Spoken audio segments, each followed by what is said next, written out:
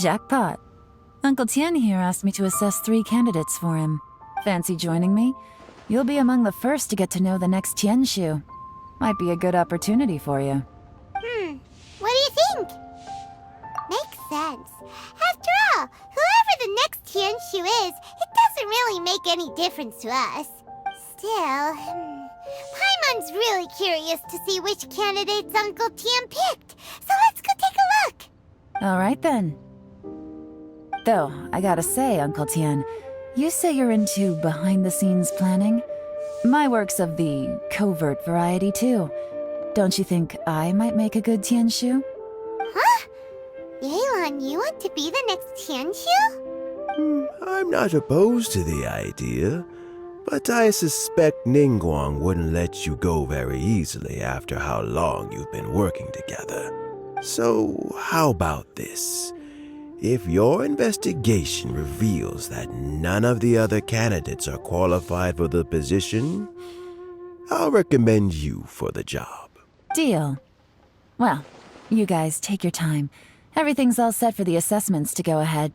Meet me on the first floor when you're ready. Until then, have a pleasant conversation. Oh, and no need to pay for your tea. As the new owner of this fine establishment, this runs on the house.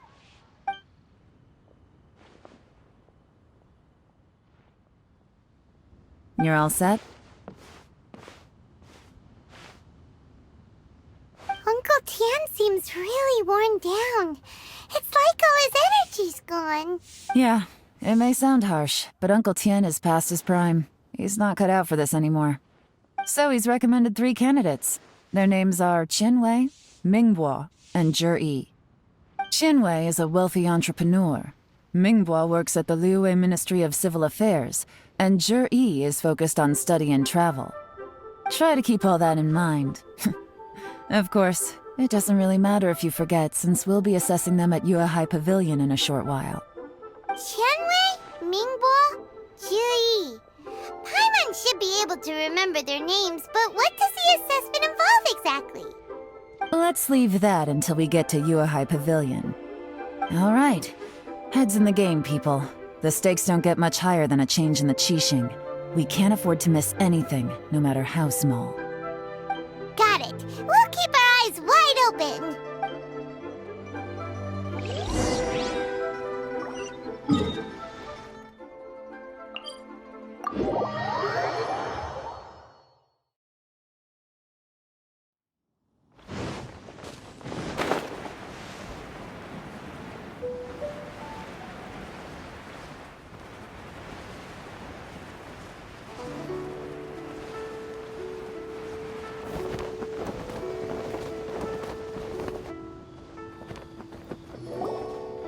My legs are getting sore. What is wrong with this assessment officer? This is a huge occasion and I don't even get a chair. I've dealt with all kinds of people in my time, but never have I been made to stand while I'm waiting for an appointment. Oh, I think it's fine. That's called being complacent. If you're happy to just accept the way things are, you'll never be able to change anything in the future. Oh, come on. That's just... Now you're just being unreasonable. All right, you two. Let's not get into a big argument over this. Qianwei, that was a bit uncalled for. And Mingbo, cut him some slack. We've all been standing around for a while. It's natural to be getting irritable. Look, how about this? There's no rule saying we're obliged to stand up while we wait, so why don't we borrow some chairs from the guild nearby? Fine. They're not the best quality chairs to be It looks like all 3 candidates have arrived. We'll meet them formally soon. I've split it into 2 stages: current affairs and planning, and face-to-face interview. In the first stage, candidates are required to submit a manifesto for Liyue's development. Writing a manifesto takes time, so I informed them of this requirement in advance. These are the reports they submitted. Wow. One of them is really thick. It's also worth mentioning a stipulation I gave them.